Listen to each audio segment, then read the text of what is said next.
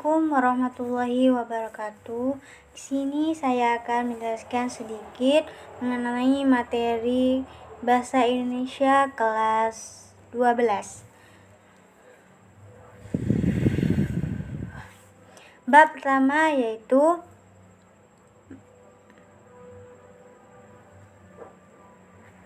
mengkritisi informasi tentang tokoh. Poin pertama yaitu menceritakan informasi tentang tokoh.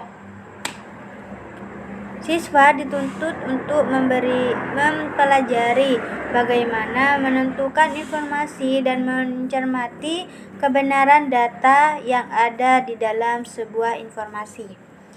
Poin kedua yaitu mencari informasi dan ensiklopedia, di mana ensiklopedia yaitu sebagai buku referensi di dalam media sendiri, seperti informasi yang sangat lengkap dari berbagai sumber. Selanjutnya yaitu menggunakan kata-kata khusus. Kata-kata dalam bahasa Indonesia banyak yang diserap dari bahasa daerah atau bahasa asing. Contohnya, rancak diserap dari bahasa Minangkabau yang memiliki arti bagus, elok, cantik. Sedemikian pada kata risiko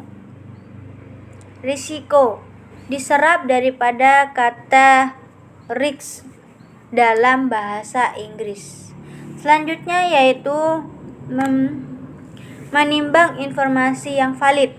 Informasi yang sangat berharga merupakan informasi yang menyajikan data-data faktual secara akurat. Informasi sendiri merupakan suatu yang sangat berharga sehingga banyak orang yang bekerja mengelola informasi. Adapun cara untuk mendeteksi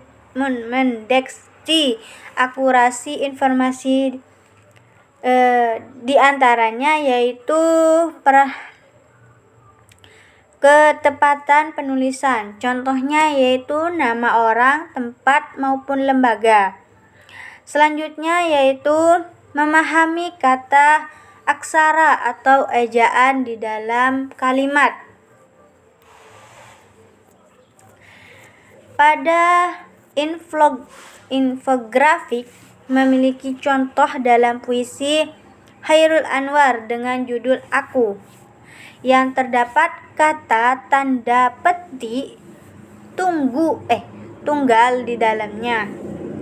Apakah Anda panik tunggal petik tanda petik tunggal tersebut sudah sesuai dengan penggunaannya. Pada petik tunggal dipakai untuk menghimpit petikan yang terdapat dalam petikan lain. Contohnya, ku dengar teriakan anakku, mama, ayah pulang, dan Sarah, letihku lenyap seketika. Selanjutnya yaitu mendiskusikan kiprah seorang tokoh. Banyak tokoh nasional yang menginspirasi. Oleh sebab itu, kiprah tokoh dituliskan bahkan didiskusikan di dalam sebuah forum pertanyaan atau media sosial. Adapun tahapan pembicaraan terhadap kiprah seorang tokoh antara lain yaitu riwayat singkat, nama kecil, hingga ia tiada. Selanjutnya yaitu menulis narasi dan deskripsi. Sebagai sebuah cerita cerpen, mengandung unsur-unsur yang membangun cerita seperti tema, sudut pandang, penokohan, pemataan, latar, tempat, maupun waktu. Selanjutnya, menyajikan informasi dalam infografi, yaitu membahas terkait informasi dalam infografik seperti tantangan membuat infografik. Selanjutnya yaitu jurnal membaca, di mana mengumpulkan informasi tentang tokoh sastra Indonesia dan menyajikannya dalam format infografi. Contohnya buku jurnal Khairul Anwar, Bagimu Negeri Menyediakan Api. Bab kedua yaitu mempresentasikan ide kewirausahaan. Poin pertama yaitu menyimak informasi kewirausahaan dari media elektronik, di mana kita harus memahami penjelasan dari acara unjuk wicara dan di televisi, radio, dan aliran video secara seksama. Dari sebuah informasi yang kalian dapat, kemudian kalian menceritakan informasi kunci dari sekian informasi yang ada. Selanjutnya yaitu memahami dan melakukan instruksi kompleks. Instruksi merupakan perintah atau arahan,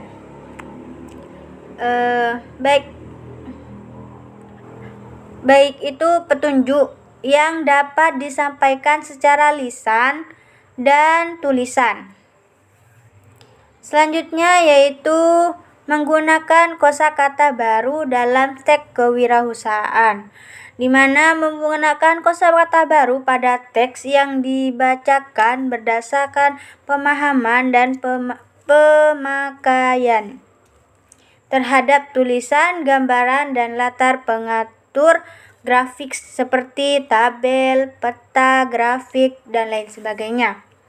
Selanjutnya menggunakan kalimat efektif, di mana kita harus menggunakannya, di mana kita akan menemukannya beberapa kesalahan berdasarkan dari segi penggunaan ejaan atau tata tulisan pada sebuah kalimat. Adapun hasil analisis kesalahan berbahasa pada teks informasi yaitu salah satunya penggunaan tanda baca seperti tanda titik 2, tanda hubung, contohnya persyaratan dokumentasi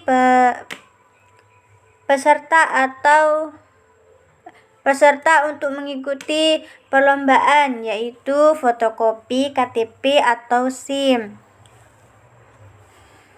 dan lain sebagainya. Selanjutnya, kiat menyajikan data di dalam teks. Data sangat penting dalam sebuah tulisan fonsik karena berfungsi untuk memperjelas informasi agar mendukung ide pokok tulisan. Contohnya kalimat dapat menyebutkan data seperti kerugian dan lain sebagainya. Selanjutnya yaitu memulai teks prosedur dari sumber informasi yang valid. Sebuah proses yang rumit dapat digambarkan dalam sebuah dialog alur. Runut sendiri artinya alur yang dapat diketahui awal dan akhir secara logis. Selanjutnya yaitu kiat menyampaikan gagasan secara runut. Mempresentasikan usaha untuk teks dan gambar yang menggambarkan rencana bisnis dan suatu produk atau jasa. Mungkin itu saja yang bisa saya sampaikan.